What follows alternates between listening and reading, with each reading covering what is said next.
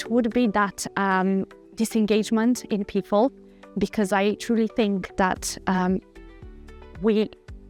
if we can imagine the solutions and the path forward and the transformation forward, we can solve it. And the more people we have thinking about it and participating in the conversation, the bigger the collective, the easier that will be. Well, I can see two challenges, and they are directly interconnected.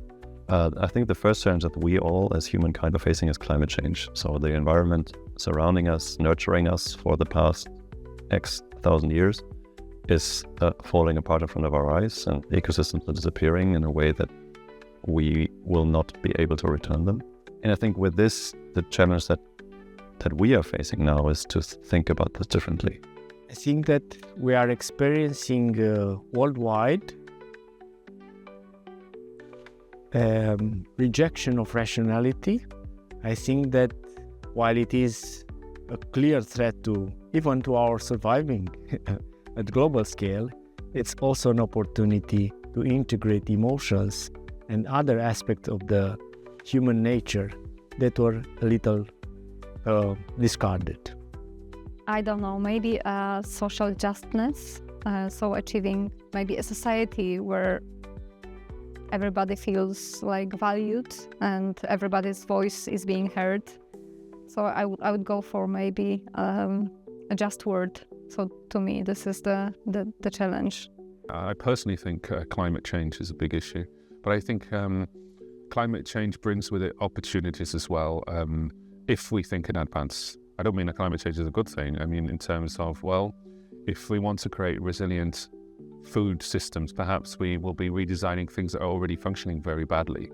And so perhaps we could take disaster or potential disaster as an opportunity to do better on things we've just ignored for the past 50 years. Right now, the promise and the threat of AI, I think, is probably the biggest question on my mind, to see how, what sort of world we end up in. I think everyone can see just how fast the acceleration has been, and the risks that might come from autonomous self-improving systems, and the quite existential threats to come out of that. How we trade them off with the massive potential for improvements in personalized medicine, in drug discovery, in education. And that is, and I think I can't imagine a more fascinating and exciting time to have been alive. And I think it really, in a way, it sort of brings you back to a much more kind of conscious appreciation of the times that we're living in. We're seeing divergence right now in the sense of people splitting into different parties, niches, interest groups that are rather hostile to one another. And I think that's a development that goes across societies on different levels. So not just within countries, but also across countries and regions, and even fields of expertise. And I believe the divergence in perspectives and convictions in society is a massive challenge that, to be honest, I find quite frightening. But I think the biggest thing is to keep